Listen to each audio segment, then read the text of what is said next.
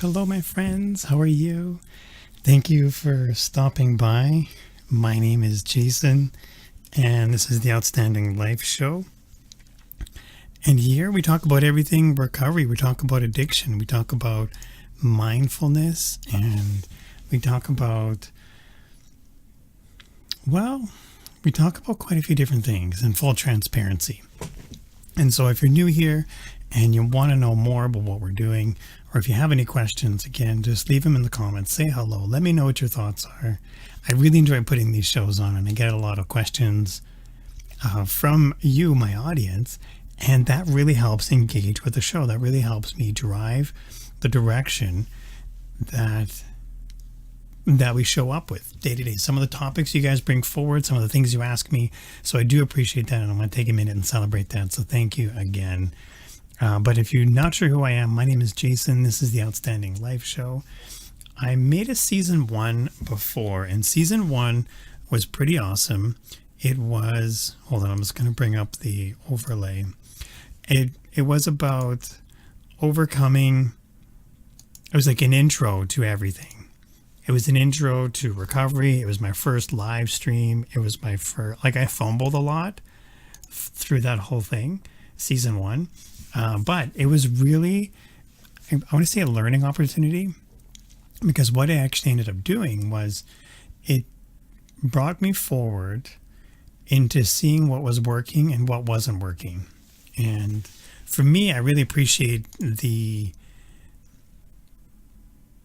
those moments, because there were times when my microphone, there was times when my microphone wasn't on and I left it on and I just talked the whole show and it was just muted. Or other time I left the autofocus on and the autofocus kept flashing in and out in the middle of the show. That drove me out the wall. But I learned a lot in phase 1 is what I'm sharing, season 1. So with season 1, I took all the things I learned and we went deep into different topics, and we actually ended up going, in some cases, 30, 40 minutes. And even in a couple cases, we went over an hour. We went deep into a topic. And by the time we finished, some of the highest watch time that I got from all these videos was on the longer form videos. So I decided to try something different with season 2. And that's what you're watching now. That's what you're listening to now, is taking the same topics, but condensing them. So we'll do short bursts. We'll do maybe 10, 15 minutes, not even. And then we'll flip that around. We'll just have more often. So we'll have more frequent episodes going. We're going to go wide, but then we'll just do a small snippet. And to make sure I cover the topics thoroughly, I was going to go and say, let's cover the topic in a month. And so every month is going to be a step. And we got 12 steps in the program.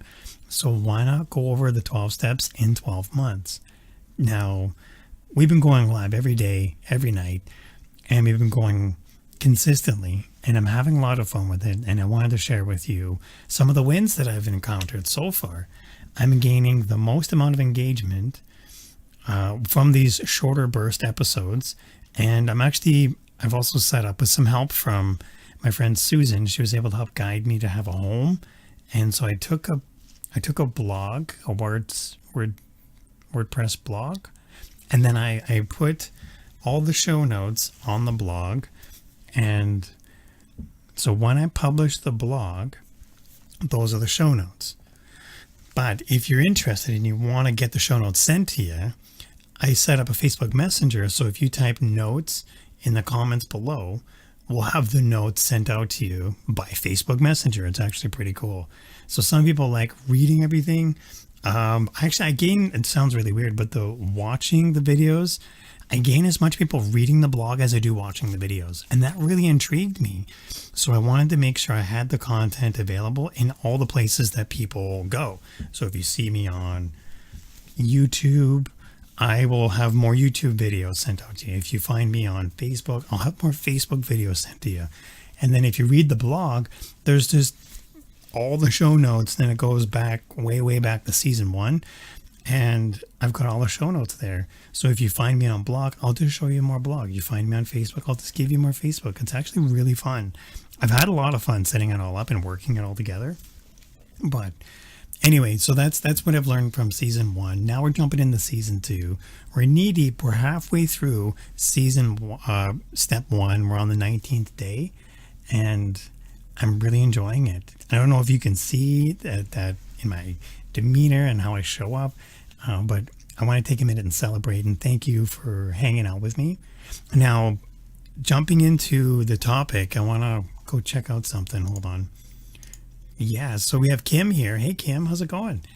And so Kim is saying, I know I have an addictive personality, and being self-aware has helped me so much in navigating my medical options and being able to avoid. Oh, I can't see the rest of it. Hold on, I'm going to refresh. But hearing what you're sharing there, that's pretty awesome. Thanks for being open and honest about that. That's actually pretty huge.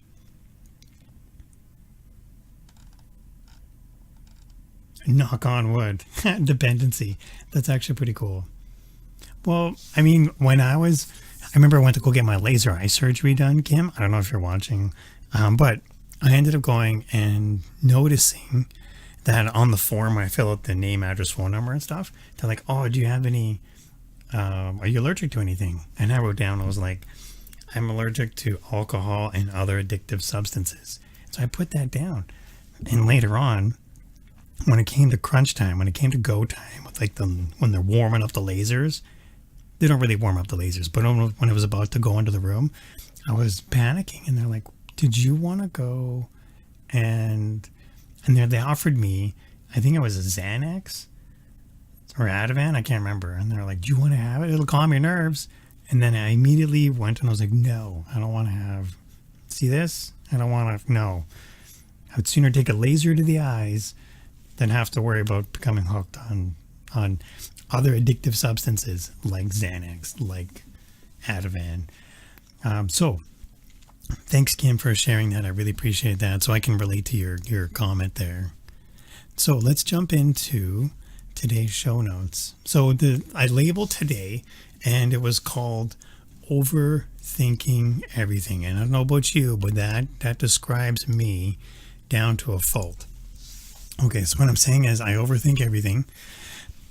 Now, for my alcoholic brain, for my addictive mind, it's always there. Like, it never goes away. It's always like this murmur where it's not like a boiling pot of water. It's like a low simmer. And with the low simmer, it's this like simmering.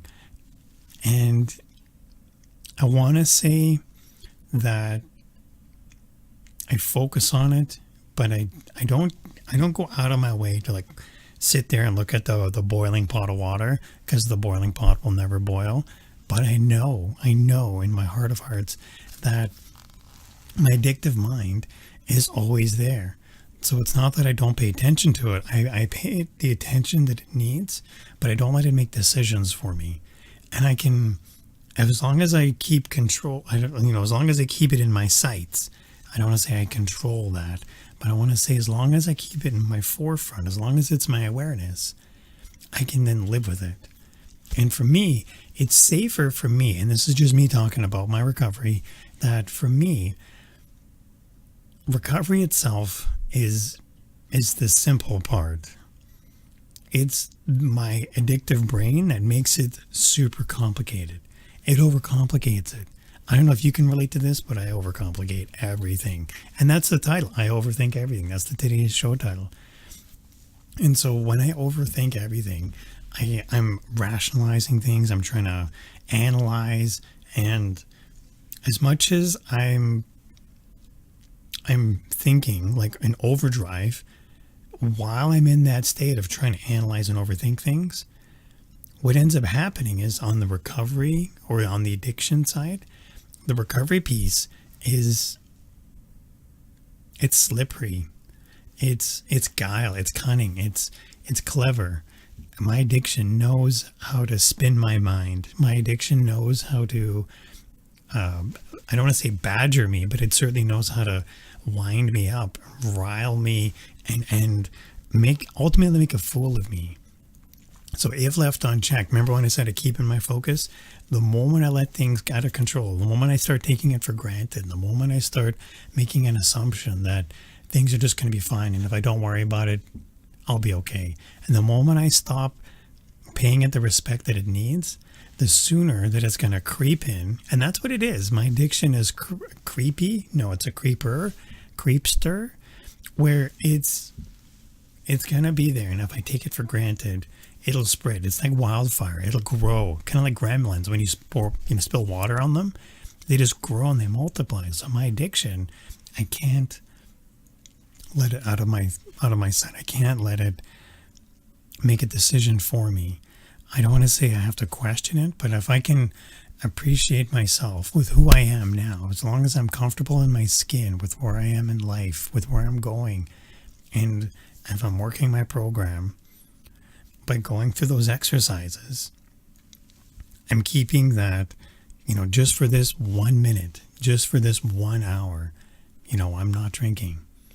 I'm not waking up drunk. I've spent countless years of my life not feeling, waking up feeling like crap. It wasn't anything like prosperous. There's no good that came from this part of my life. I'm not saying I'm thankful for my addiction, because my addiction never brought me happiness. My addiction only brought me sorrow and pain. However, it's because of that sorrow and pain that it's led me to have the strength to develop that inner candle flame that never flickers. That despite the world around me, despite how much things might come crashing down, my inner candle flame knows that I'm going to be okay. I'm just going to stick to this. If I work my program, today might be hard. Today might be a hard hour. It might be a hard day. But I'm not going to let it be a hard year or a hard month. I've got way more things to be thankful for.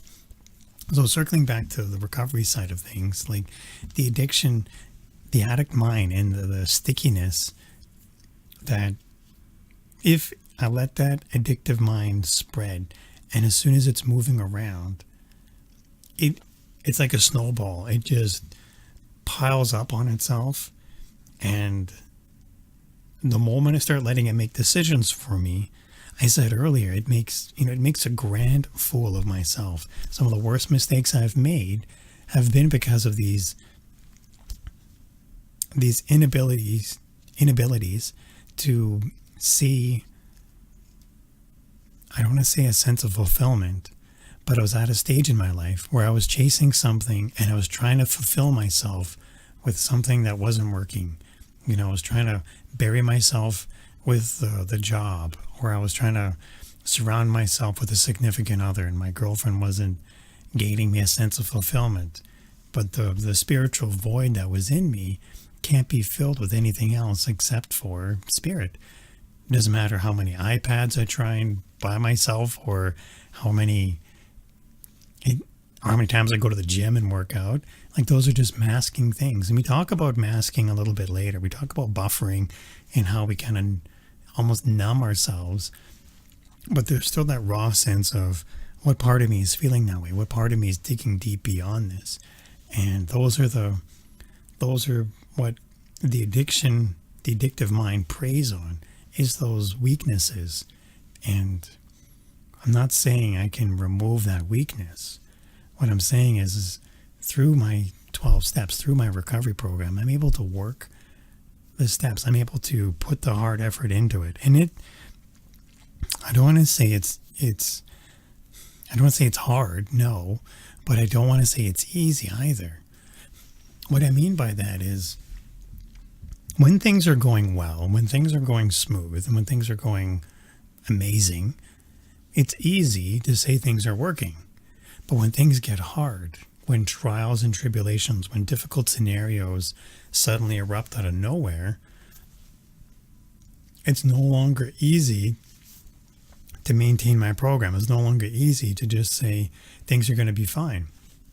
I can't always rely on that in that weak state when things are falling apart. I can't always rely on that Jason to then make the right decision.